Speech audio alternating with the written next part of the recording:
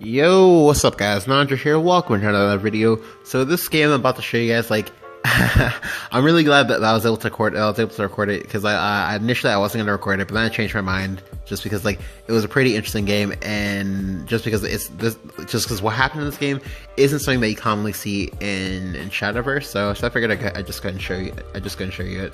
What happens when two control decks meet each other on ladder? Well, I lied. He's a control deck, but more like a storm deck. But I do play a lot of control tools, so let's get and find out, shall we? So the reason why this game is long is because we entered a phase of draw pass. If you don't know what draw pass is, sometimes in the game of Magic the Gathering, you can reach games where physically neither player can do anything, so you just literally draw for the turn and just pass. You just kind of build up your hand and just try to piece together what it is they're gonna do. So right off with that, I already know without a doubt that my opponent is not playing D-Shift. Thankfully, he's not playing D-Shift, because I know this because I've seen his avatar. I've also seen his sleeves. And generally, the people who are playing D-Shift, they'll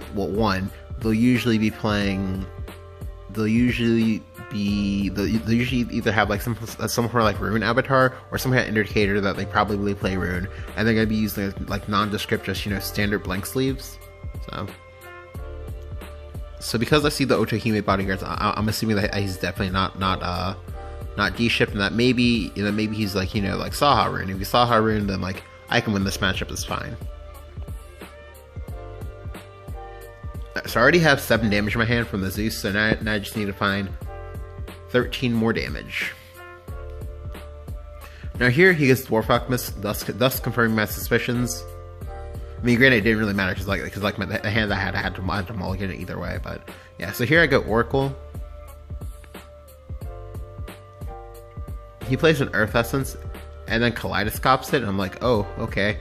So here, this gave me a bit of an incorrect read. I thought his hand was kind of mediocre, and then he maybe had high cost spells in his hand or something like that. So I just go ahead and play a double Dragon Summoner. Now the correct play, I think, was maybe to just go Humpty Dumpty. So I go for the Humpty Dumpty, and I do that knowing that he's ruined. He physically cannot remove that for 3 PP. The only way he can do it is just maybe say a ping of some sort into trade, and that's fine. And I'm perfectly fine with that. Now what's gonna happen is that if he can remove this, I'm gonna be in trouble, because now I can get to take a value trade into me, and he can in fact be playing Red Hot Rituals, just waiting for me to play a creature. So definitely playing the Humpty Dumpty was a little bit better there, just because if I pull up the Humpty Dumpty, then next turn, the next turn I can go ahead and trade and just go Humpty Dumpty, or sorry, not Humpty, I can go Dragon Summoner, and then either pulling either Ayala or second Dragon Summoner is perfectly fine. If I pull second Dragon or Summoner, okay, whatever, sure, I missed my curve, quote unquote, but that's still fine. So here I just go ahead and go Humpty Dumpty. For obvious reasons, I'm not going to Evo it. But this will play into Levi. Now this Levi is very, very scary for me, because I am getting punished for making these mistakes. But thankfully, with all the healing I have in my hand, it shouldn't matter just yet. So he does give me his first evolve. This is nice. Now here, I thankfully top deck my Blazing Breath, so now I can go Blazing Breath on his 4/1 and then trade into his 2/1. So now I have a 6/5, and this 6/5 can only be cleared if he's willing to invest more cards into it, or best case scenario if he plays a Professor of Taboos. If he plays a Professor, I can't fully clear it, but that's fine. I don't care. But here, he goes even better and gives me a Petrification. Now, Petrification can kill a lot of things in this matchup. It can kill Polys, it can kill Bahamut's, so it's very, very good that he used it now. I'm perfectly fine with that. So here, I just go Forte. I don't Evo the Forte. Now, you might be wondering, well, why don't you just Evo the Forte, Nandro? I don't Evo the Forte because I know for a fact he has the Crimson Sorcerer in hand, so regardless of whether or not I Evo, this Forte is dead on arrival. However, here, this is where I get punished, because here he plays a Sahako. I'm like,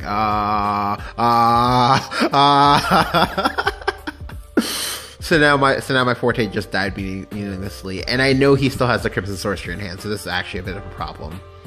So here I just go Israfil plus Evo. He's on 8 mana, so you can't Israfil me back, so that's fine. And he is gonna have to commit some resource into this, and I'm perfectly fine with that. Now, I do now need to hit Genesis if I want to kill my opponent. Like I have to hit either double Zeus or double Genesis, or sorry, or single Genesis plus Zeus and everything face in order to kill him. But it does not look like I'm gonna get to that point because now he does remove my Israfil. So here I'm just gonna play forever. I just want to draw cards. I don't care about anything else. I'm gonna draw one more, and now I have the Genesis. So now I can threaten lethal. However, the issue with that is I know for a fact he has healing in his hand. I know he has the scroll. Now here, he compounds the issue by playing out the Lucifer and then uses the Crimson Sorcery here. Now this is good. I did actually forget about this, that he used the Crimson Sorcery here. But now I have to go Scyther. But thankfully I get to go second forever, draw even more cards, and I just get to go Scyther. Now, even though I would have liked to have saved the Scyther for his Israfil, I have to use it here, because if I don't use it here, there's a chance he can kill me.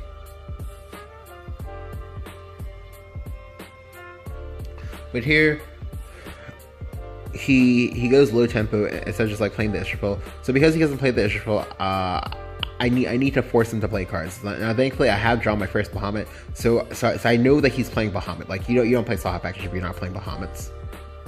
But here he goes Winter's Caprice. I'm like, huh? What? Now that's a bit annoying, but that's fine. So now I go Israfil. I believe I go Israfil plus Evo because again, I need to force him to give me that last Evo. So this way, like, it makes him answering my board difficult.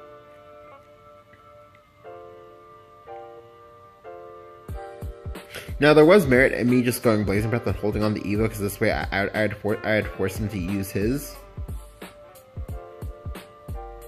But now I just go ahead and go face, and I apply an Ayala. Now, to be quite honest with you, there was some merit in me choosing to hold off on playing the Ayala. However, I chose to, just because, like, if you look at the last like 4 or 5 turns that my opponent has made, it's been nothing but just answering creatures that I've played. So if I just play out the one, maybe I can force him to use another Calamitous Curse, but that's unlikely. But I do play out the Ella because the Ella does threaten lethal. And now he removes my board, so now I'm sad again, and now I am gonna get punished for not holding the Evo like I should have, like I said I should have. Because he would be in range of Genesis Dragon, but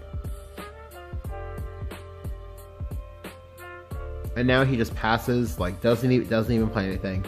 Now ordinarily I would have just passed 2. However, I need to force him to play these cards. Like when I know what he's playing, I know what I need to play around. And now here, you might be wondering, okay, why did I just slam Genesis, Nandro? I will never play this Genesis. I was almost never going to play the Genesis until I like got the Forte. The reason why I wanted to do that is because like if I play the Genesis, my opponent now knows that, oh, okay, well, I'm playing Genesis, maybe I have more Genesis, and he's gonna be super careful. So I want to punish him as much as possible for having held onto that Israfil for as long as he did, just because. If he had played the Israfil, he could have easily forced me into a Baja War. He forced me into a Baja War, and if I don't have, double Baja in my hand, I'm gonna lose. So I definitely just, I just wanted to play it safe, just, and just hold off on the Genesis until I can chain double Storm units, because like I know for how long he's been holding this Israfil that he's never ever going to play it unless he can play it and then kill something with it. So I did want to punish him for doing that. Now, unfortunately for me,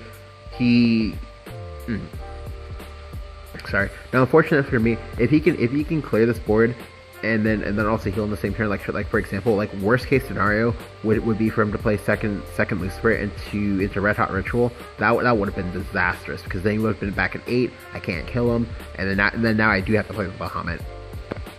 But thankfully, he plays the Israfil finally, but it's too late. The damage is done. I get to kill him.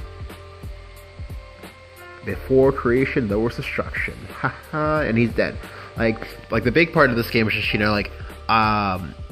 not playing out my win condition until it was like a guaranteed thing. And again, like we knew that he was playing Saha package. We know that he has a lot of healing in his deck. Like I don't want to spook him until I can like set up lethal, because again, if I play the Genesis Dragon, he might think that, oh, okay, well, this guy's playing multiple Genesis Dragons, so I need to keep healing or whatever. If he heals, I'm out of reach. He's clearly shown me that he's gonna 1-for-1 or otherwise just like kill every single creature I play before it can hit him in the face. So I need that storm damage. The storm damage has to connect if I want to win this game.